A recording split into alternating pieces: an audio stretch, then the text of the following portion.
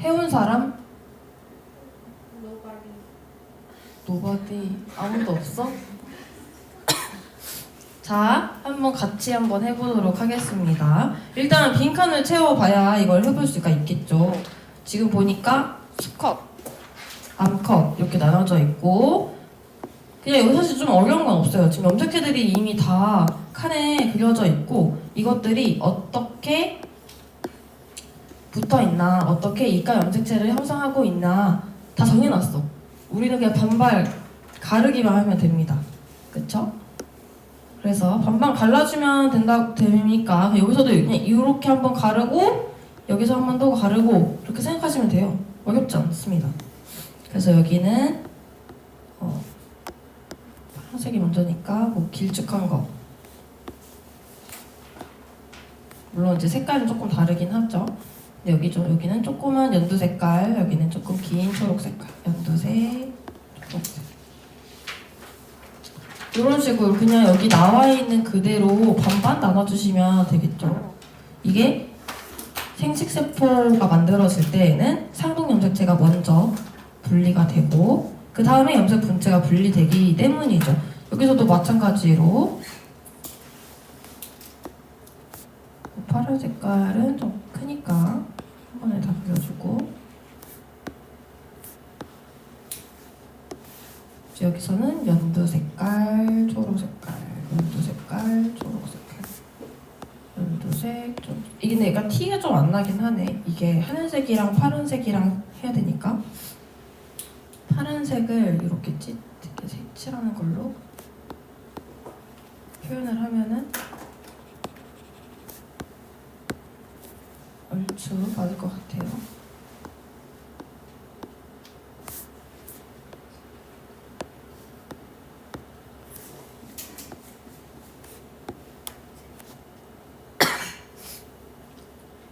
어떻게 하는지는 어렵지 않지? 그냥 반반 나눠주면 됐었어요. 그래서 1번은 해결이 됐고요. 2번에서 가와 나에서 만들어질 수 있는 딸세포의 염색체 조합은 최대 몇 가지인가? 지금 가와 나가 안 적혀있죠. 안 적혀있잖아? 네. 근데 풀었어? 푼 사람이 있는 것 같은데? 아니에요. 아니에요? 아니에요? 여기서 말하는 그거는 적은 것 같아. 수컷과 암컷. 수컷과 암컷에서 각각 딸세포 염색체 조합이 몇 가지 나타날 수 있을까 해보면은 염색체가 지금 두 쌍이 있는 거죠. 그래서 2의 제곱 하면은 4가지씩 만들어질 수 있을 겁니다. 암컷과 수컷에서 각각 4가지씩 만들어질 수 있습니다.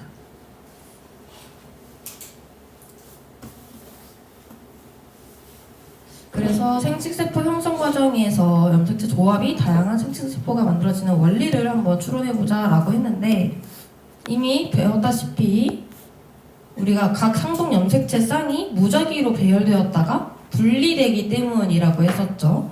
그래서 각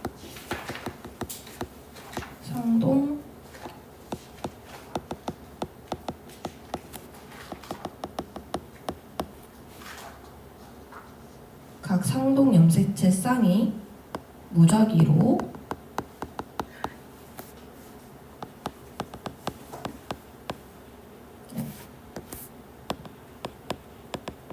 배열되었다가 독립적으로 분리되기 때문에 라고 적어주시면 될 것 같아요.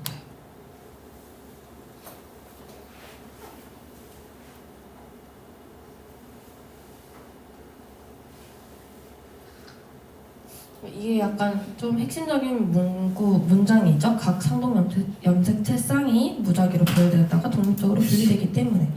자, 4번은요. 수컷과 암컷에서 만들어진 생식세포가 무작위로 수정되었대. 그래서 태어난 자손에서 나타날 수 있는 염색체 조합은 최대 몇 가지인가?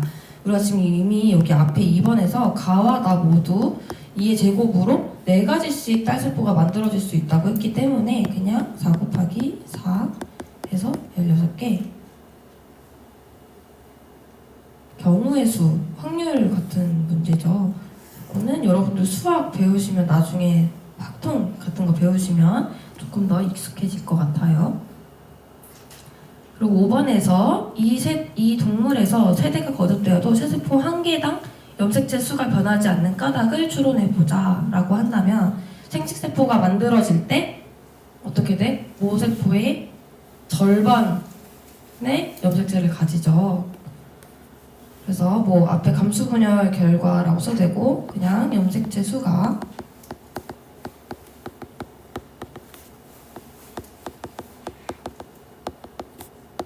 모세포의 절반인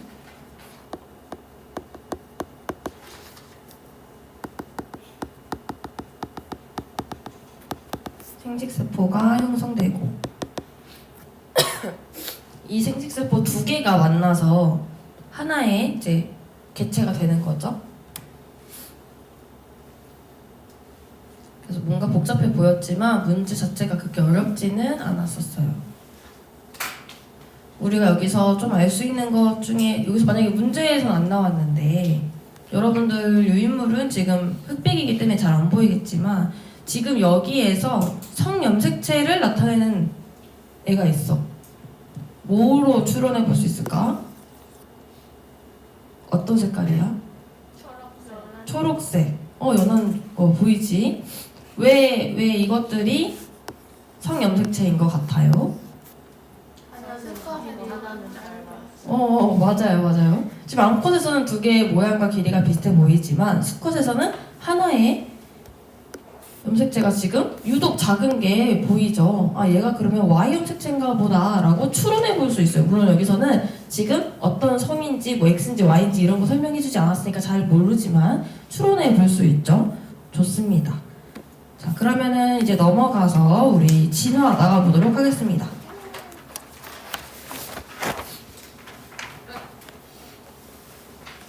자, 진화라고 하는 것은 우리가 이미 살펴봤다시피 통과 때 이미 살펴봤다시피 생물 집단이 오랜 시간 걸쳐 환경에 적응한 결과 집단의 유전적 특성, 이게 집단의 유전적 특성이 변한 것을 진화라고 하고요. 일반적으로 진화했다라고 한다면 새로운 종이 출현했다라고 보고 있습니다. 집단의 유전적 특성이 변하는 거기 때문에 그냥 개체 하나가 유전적으로 변했어. 그건 진화일까? 아니, 그거 그냥 돌연변이야. 거기서 끝나는 거야. 돌연변이에서 끝나버립니다. 그래서 보통 진화라고 하는 것은 세대를 많이 거듭해야 돼. 그냥 나랑 뭐 예를 들어 뭐가 있을까?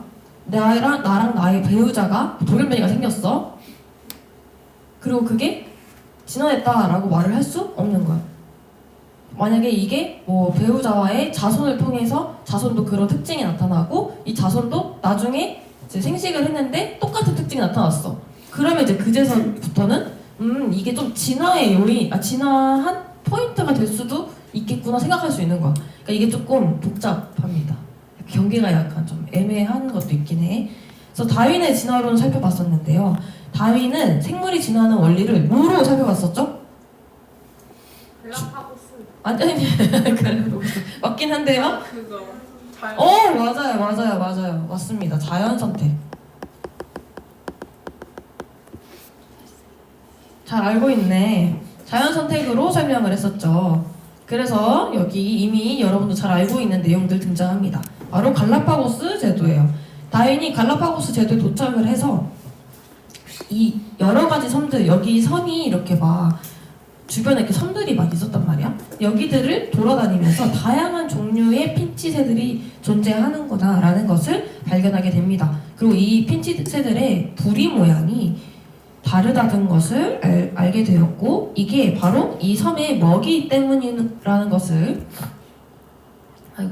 사실을 알아내게 됩니다. 그래서 이를 근거로 자연선택에 의해 생물이 진화하는구나 주장을 했어요. 그래서 우리 이렇게 자연선택에 대한 진화론, 다윈의 진화론의 과정을 이렇게 순서대로 살펴봤었어요. 이미 기억나니까요? 처음에는 다양한 변이가 존재했다. 이거 1번은 한번 다 같이 써볼게요. 생물 집단을 구성하는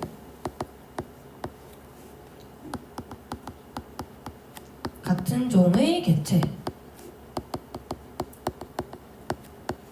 같은 종의 개체 사이에서 그러면 개체군을 말하는 거죠. 몸의 형태나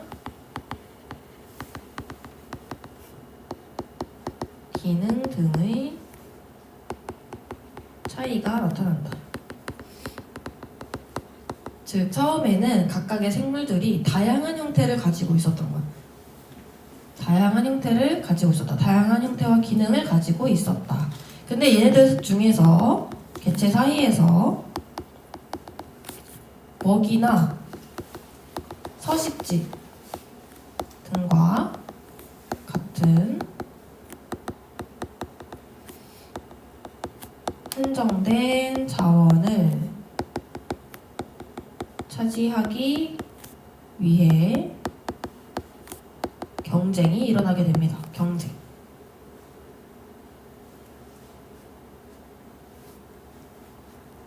다양한 변이를 가진 아이들이 존재했고 얘네들이 먹이나 또는 서식지를 차지하기 위해서 서로 경쟁을 하기 시작했어.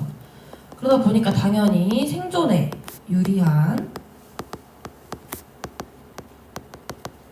형질을 가지는 개체가 그렇지 않은 개체보다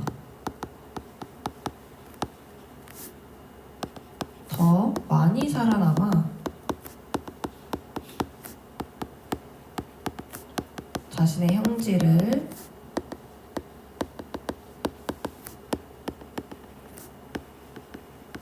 자손에게 전달한다 하는 게 바로 자연선택이었어요.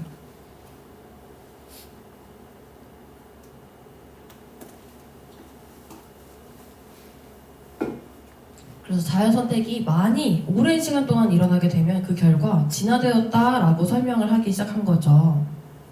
그래서 이제 지금 다윈은 이 진화에 대해서 어떤 식으로 설명을 했냐, 2번에 있는 그 큰 땅 핀치 같은 거를 가지고 설명을 해드리자면, 뭐 갈라파고스 제도에는 다양한 섬들이 존재했고 각각의 섬에는 다양한 먹이들이 존재했는데 그 중에서도 크고 단단한 씨앗을 먹이로 삼은 핀치 새는 이 크고 단단한 씨앗을 깨서 먹어야 되기 때문에 크고 단단한 부리를 갖게 되었다가 아니라, 그렇게 설명하면 안 되죠. 크고 단단한 부리를 가진 핀치 새들이 다른 애들보다 훨씬 더 살아남기 쉬웠던 거야.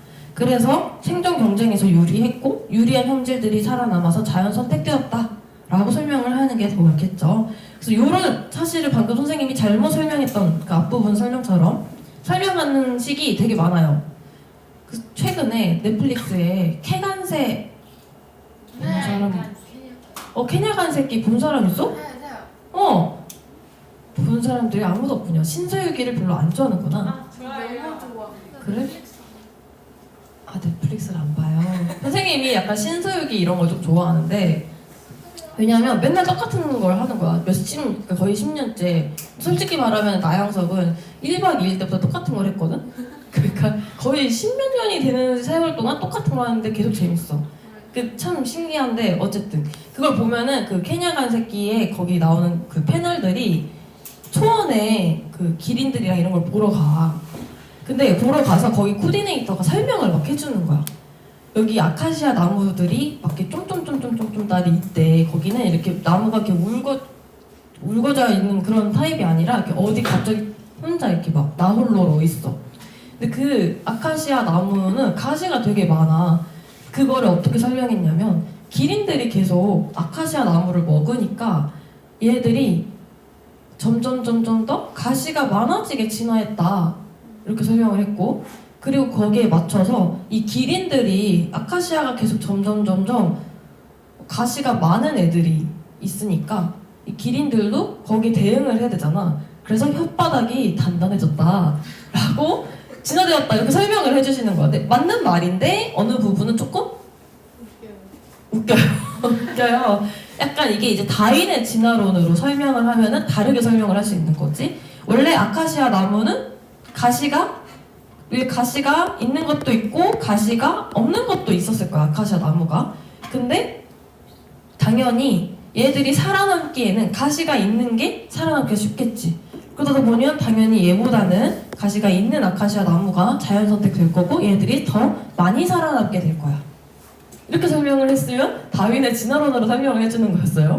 그리고 마찬가지로 기린도 혀가 원래는 부드러웠다라고 했는데 부드러운 애도 있었을 거고 딱딱한 애도 있었을 거야. 그럼 부드러운 애도 있고 딱딱한 애도 있는데 당연히 아카시아 나무는 가시가 많은 애들이 살아남았다고 했으니까 얘네들도 딱딱한 애들이 살아남기가 쉽겠지. 상대적으로 생존에 더 유리하기 때문에 생존에 유리한 이 딱딱한 혀를 가진 기린들이 많이 살아남았고 얘네들이 자연 선택되어서 진화되었다라고 표현을 하는 게 조금 더 옳은 표현이었겠죠. 그럼 그걸 보면서 조금 불편했어요. 왜냐하면 이제 사람들이 거기에 대해서 많이 착각을 하는 것 중에 하나가 진화는 변한다. 이게 너무 초점을 맞추는 거야. 그래서 변한다. 그럼 걔네들이 변하기만 하고 세대를 거듭하지 않으면 그거는 진화가 아니잖아, 그치? 그건 그냥 돌연변이야. 너는 변이 전부 다. 오케이? 그렇지만 이게 이제 생존 경쟁이나 자연선택 이런 것까지 같이 설명이 곁들여졌다면은 조금 더 5개념 형성이 덜 됐을 텐데요. 사람들이 진화에 대해서 많이 몰라. 왜냐면 진화가 조금 민감한 문제잖아. 사실은 삶이 그렇게 막 밀접한 것 같지도 않아요, 그쵸? 왜냐면 우리가 지금 진화는 중이라고 보여주기가 좀 힘들잖아. 왜냐면 진화는 세대를 거듭해야 되는데 우리가 세대를 거듭하려면 죽어야 되는데, 그치? 그러니까 우리가 정신이 남아있지 않잖아. 그러다 보니까 좀 애매하죠. 이 부분에 대해서 사람들이 그래서 잘 많이 모르고 하다 보니까 잘못 설명하는 경우가 많고 옛날식으로 설명하는 경우가 많아요. 예전에 말했었나? 오스트랄로피테쿠스가 사람이 되는 거는 진화가 아니라고? 네? 그러니까 그러니까 오스트랄로피테쿠스라고 설명하면 좀 그렇고 여러분들이 아는 진화의 그림 중에 대표적인 거 하나가 원숭이 등 굽은 원숭이가 갑자기 이렇게 사람이 되는 알지? 이게 정말 대표적으로 틀린 진화에 대한 설명이야. 너무 충격적이죠. 사람들은 다 그게 진화라고 생각을 하고 사는데 가서 봤는데. 그치. 박물관에도 그렇게 한 거야. 사실은 처음에 진화학자들이 약간 좀 억지를 부린 것도 있었는데 본인들도 지금은 인정을 했어. 이건 억지긴 했어. 이렇게 인정을 했어. 왜냐면 지금 생각하는 진화는 원숭이 그리고 사람이 이렇게 변한 게 아니라 원숭이와 사람 이전에 어떤 게 있었다고 생각을 해.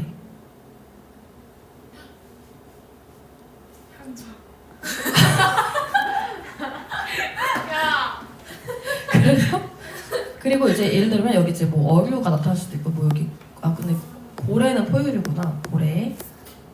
그래서 뭐 이거 맛있는 걸로 해볼까? 광어, 숭어, 이렇게 대방어 이렇게. 그래서 얘들은 포유류고 얘들은 어류잖아, 그치? 얘들도 공통되는 어떤 조상이 있었을 거라고 보고 있는 거예요. 그래서 이제 이렇게 다 가다 보면은 공통 조상 하나가 있겠네.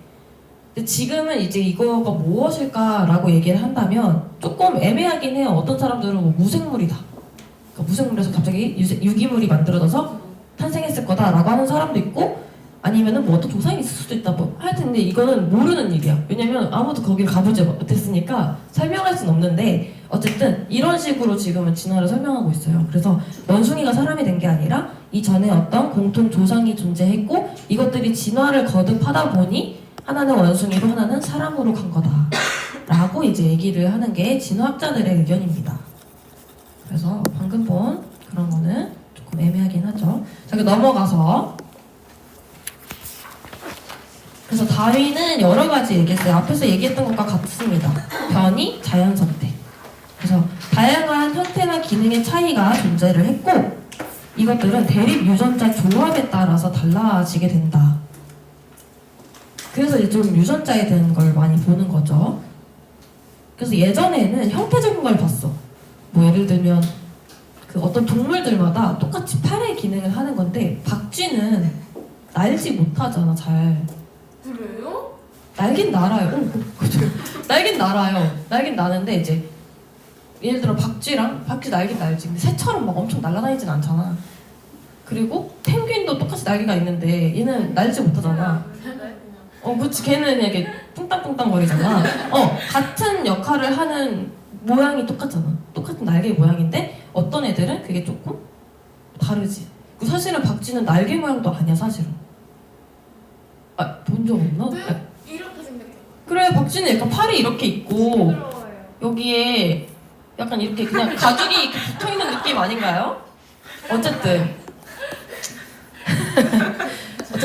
그냥 그런 형태적인 걸 보고 진화되었다. 왜냐면 그리고 원숭이도 보면은 원숭이, 고릴라, 침팬지, 사람 다 보면 비슷하게 생겼어. 물론 유전적으로 거의 비슷하다고는 하는데 비슷하게 생겼으니까 얘네들 이렇게 진화했나 보다 라고 형태적으로 예전에는 관점을 봤다면 지금은 좀 더 분자적인 개념으로 봐요. 그래서 유전자를 가지고 진화를 살펴본단 말이야. 네, 그런 차이가 있습니다. 우리가 예전에 알고 있던 그 진화랑은. 그리고 자연 선택은 다양한 변이가 있는 생물 집단에서 생존에 유리한 형질들이 그렇지 않은 개체들보다 훨씬 더 많이 잘 살아남아서 이것들이 계속 전달이 될 수 있는 거야. 생식이 될 수 있는 거고, 이런 것들이 바로 오랜 시간 자연 선택이 일어나 진화되었다라고 다윈이 이제 설명을 한 거죠.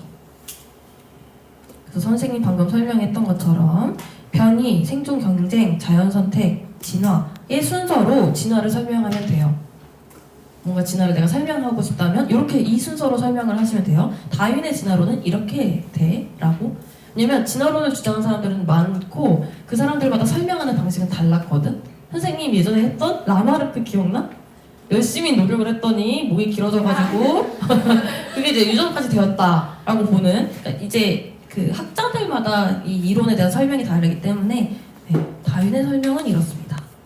자, 그럼 넘어가서 밑에 개체군의 진화라고 해놓고 현대 진화 생물학에 대해서 나오고 있죠.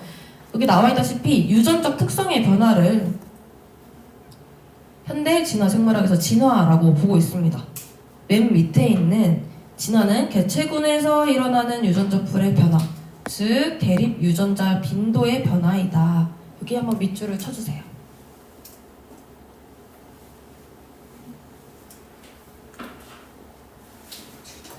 맨 마지막에 밑줄 한번 쳐주세요.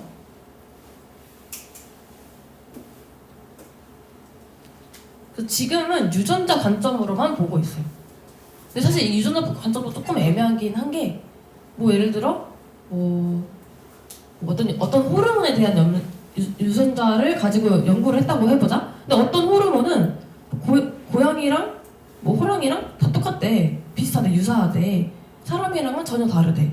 근데 이래놓고 어떤 적혈구 단백질에 대해서 조사를 했어. 그랬더니 고양이가 또 사람이랑 엄청 가까워. 그러니까 이런 식으로 유전자마다 유연관계라고도 하거든요. 유연관계라고 하는 것은 어떤 동물과 어떤 동물의 유연관계가 가깝다라고 한다면 유전적으로 비슷한 부분이 많다라는 거거든. 근데 이게 어떤 단백질, 어떤 유전자 또는 다양해요. 어떤 걸 내가 중심으로 살펴보느냐에 따라서 유연관계가 가까울 수도 있고 멀 수도 있어. 같은 동물을 해도. 그게 조금 이 사람들이 연구하면서도 그런 것들이 좀 많다 보니까 연구 시작하기 전에 이제 논문에 딱 얘기를 해. 나는 이런 동물을 사용을 했고 이런 유전자로만 연구를 한 거야 라고. 왜냐면 그거에 따라서 결과가 더 다르게 나올 수 있어서. 어쨌든 이렇게 유전자를 중요하게 생각하고 있어요. 그래서 유전자 풀이라는 단어가 나오는데 여기서 풀, 수영장 같은 거 생각하시면 되겠어요. 수영장, 풀, 알지? 풀장. 유전자 풀은요,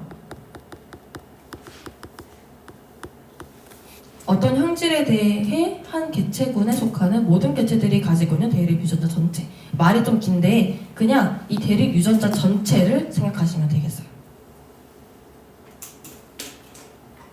조금 어려울 수도 있지만 여기 지금 나와 있는 것처럼 대립 유전자 빈도라고 하는 건요, 대립 유전자가 차지하는 비율을 의미합니다. 그래서 만약에 이 개체군, 지금 왼쪽에 보이는 이 개체군들을 예시로 한번 문제를 풀어본다면 어떤 형질의 이 대립 유전자 A, 라지 A와 스몰 a에 의해서 형질이 결정이 된다고 쳤을 때 여기 있는 이 유전자, 대립 유전자들을 다 요렇게 그냥 각각 적었다고 생각하시면 돼요. 그리고 그냥 전체 중에 뭐 라지 A가 차지하는 비율, 스몰 A가 차지하는 비율을 계산하면 됩니다. 그래서 계산해보면 2, 3, 4, 5, 6, 7, 8 라지 A는 지금 8개가 있고 스몰 A는 6개가 있네. 그럼 둘이 합쳐서 14분의 8 약분하면 7분의 4 14분의 6 얘는 약분하면 7분의 3 이렇게 되겠죠?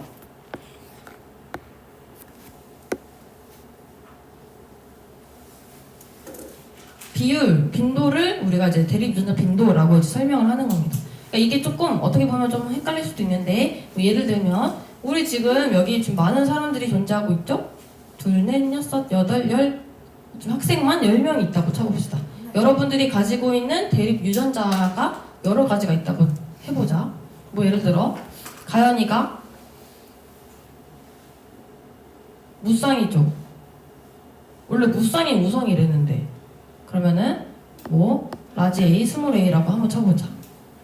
서양이는 유쌍이에요? 그러면은 열쌍인가 봐요. 그러면 스몰 A, 스몰 A 이런 식으로 이제 임의로 한번 적어볼게. 그래서 뭐 하임이는 요렇게 요렇게 이런 식으로 그리고 뭐 그냥 임의로 썼어요. 맞지 않을 수 있어. 그래서 이렇게 한번 써봤어. 그래서 우리 지금 여러분들의 대립 유전자가 이렇게 될 수 있는 거야. 요거 이제 다 따로따로 나눠서 계산한다고 생각하시면 되겠어요. 그리고 마찬가지야. 그래서 라지 A를 세면 4, 5, 6, 7, 7개네. 10명이니까 20개가 있겠다. 그럼 20분의 7 대립 유전자 라지 A에 대한 빈도는 20분의 7이 되겠네요. 그럼 마찬가지로 스몰 A에 대한 빈도는 20분의 13이 되겠고 이런 식으로 대립 유전자의 빈도를 계산해 주는 겁니다. 그래서 뒤에 넘어가서 문제를 한번 같이 풀어보면요. 얘도 마찬가지야. 그냥 똑같이 계산한다고 생각하면 돼요. 지금 보니까 부모 세대가 있고 자손 세대가 있대요. 대립 유전자 빈도는 우리가 전체 두 개의 합분에 라지 A에 해당하는 거, 스몰 A에 해당하는 거 계산해주면 되죠. 12분의 6, 즉 2분의 1이고 12분의 6, 즉 2분의 1입니다. 여기는 어렵지 않아요. 그치? 그리고 자손 세대를 한번 계산해 볼게요. 라지 A가 8개가 됐네.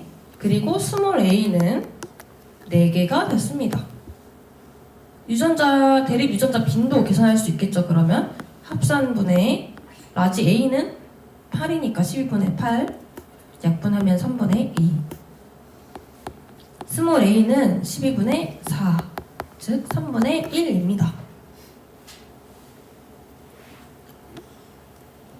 이 부모 세대와 자손 세대 사이에 어떤 일이 있었는지 나는 알 수는 없어. 알 수는 없는데 지금 결과적으로 보니까 어떻냐?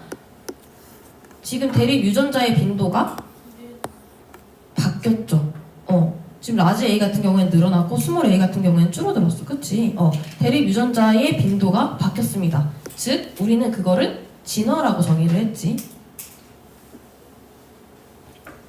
그래서 얘는 지금 진화하고 있다 라고 설명할 수 있겠죠. 왜 진화해? 라고 물어본다면 대립 유전자의 빈도가 변하고 있으니까.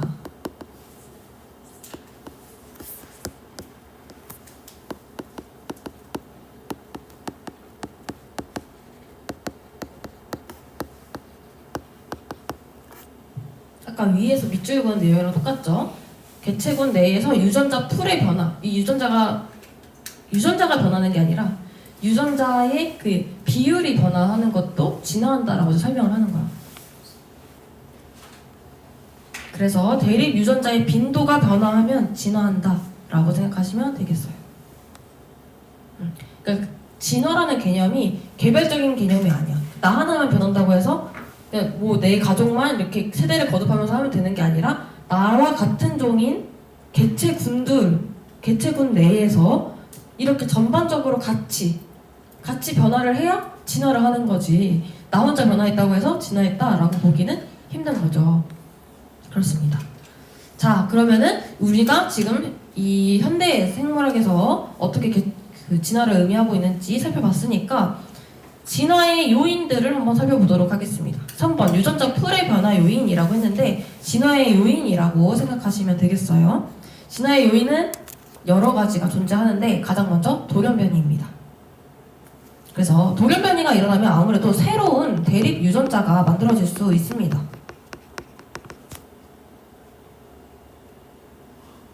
새로운 대립 유전자가 만들어지게 되면은 이게 그냥 나한테 있을 때는 진화가 아니라고 했지? 세대를 거듭해야 된다고 했지? 그래서 자손에게 전달이 되고 이 자손 세대에서 이전에는 없었던 부모 세대가 가지고 있지 않았던 대립 유전자를 가지게 되면 이 유전자 풀이 또 변화하게 되겠죠?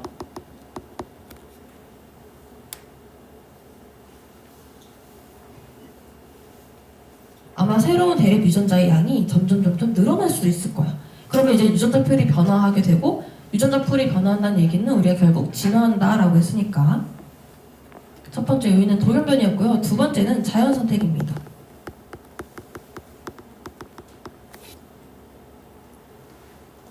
아무래도 변이가 있는 그 개체군 내에서 생존에 유리한 형질을 가지고 있다면 걔들은 더 잘 살아남을 거야, 그치?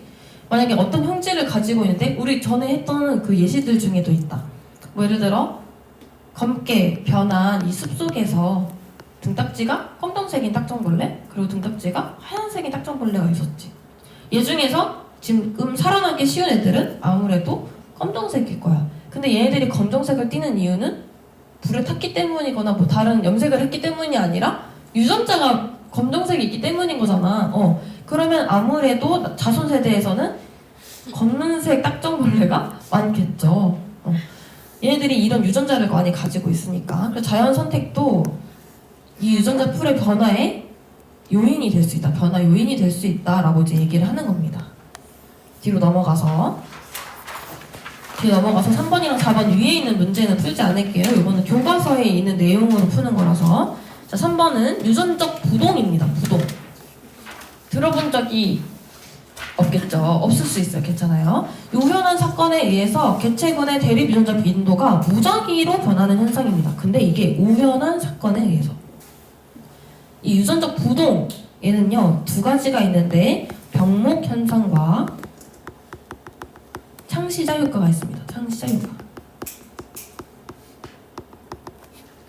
이름에서 사실은 좀 다 유추를 해볼 수가 있거든. 일단 먼저 병목 현상. 얘는 지진, 화재, 질병 같은 것들에 의해서 개체군의 크기가 갑자기 줄어들면서 나타나게 됩니다. 이때 사라지는 개체군들이 너무 많아지거나 또는 이제 생존하는 애들이 일부만 남게 되면은 새로운 유전자 풀이 만들어지고 이거를 우리가 병목 현상이라고 했는데 왜냐? 다른 병목 말고요. 뭐 와인병이나 소주병 같은 거 생각하시면 돼요. 여기에다가 여러 가지 구슬을 넣었다고 해보자. 그래서 처음에는 이렇게 하얀 구슬을 많이 넣었다고 해보자.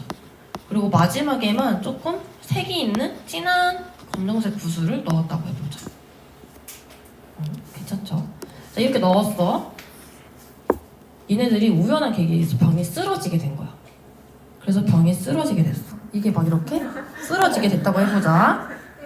그럼 얘네들 중에 뭐가 제일 많이 나올까? 당연히 검정색. 검정색인 애들이 더 잘 나오게 될 거야. 왜냐면 이 입구 쪽에 많이 있으니까 아무래도 많이 잘 나오게 되겠죠. 그럼 어떻게 돼? 원래 개체군, 원래 부모 세대는 흰색인 구슬이 더 많았어. 근데 어떤 우연한 계기, 그게 바로 지진이나 화재 질병이라고 했지. 이 병이 엎어지는 현상이라고 생각을 해보자. 엎어졌어. 그렇게 남아있는 애들이 누가 돼? 검은색 구슬이 돼버리는 거야. 즉 부모 세대와는 완전 다른 유전자 풀을 가지게 되겠지. 물론 이제 우연에 의해서 흰색도 나올 수는 있어. 근데 만약에 이게 그냥 검정색 흰색이 아니라 엄청 다양한 색을 가지고 있는 구슬이었다면 그 결과는 더 극단적으로 나타날 수도 있겠지. 그게 바로 병목 현상입니다. 그리고 창시자 효과는요, 나와 있다시피 일부 개체가 우연히 다른 지역으로 분리되면서 나타나는 겁니다. 원래 이 육지에 뭐 잘 살고 있다가 뭐 예를 들면 뭐 식물 같은 걸로 해볼까? 어떤 식물은 이제 식물은 보통 씨앗이 잘 날아다니면서 하는 거잖아. 민들레 씨앗이 여기 많다고 해보자. 바람이 너무 세게 불어서 어떤 민들레 씨앗 하나가 갑자기 이런 데 가버린 거야. 여기서 얘는 번식을 계속 하겠죠? 여기도 점점 민들레 씨앗이 늘어나게 될 거야. 이렇게 아무것도 없던 곳에 뭐 하나가 갑자기 등장해서 새로운 개체군을 형성하게 되면은 창시자 효과라고 합니다. 얘가 시작을 한 거니까. 창시자, 개척자. 그래서 이 두 경우를 우리가 유전적 부동이라고 합니다. 아무래도 우연한 사건에 의해서 일어나게 돼요. 우연한 사건이니까 좀 무작위적으로 일어나죠. 자, 네 번째는요, 유전자 흐름입니다. 얘는 개체가 이동하거나 아니면 생식세포가 이동할 때 특정 대립 유전자가 개체군으로 들어오거나 나가는 현상을 말합니다. 대표적인 예시가 이민 가는 거. 우리도 이민 가잖아, 그치? 이민 오는 사람들도 있고. 그러면 아무래도 나라는 이 동양인의 유전자가 미국으로 가게 되면 미국은 새로운 아시아 유전자를 가지게 되는 거잖아.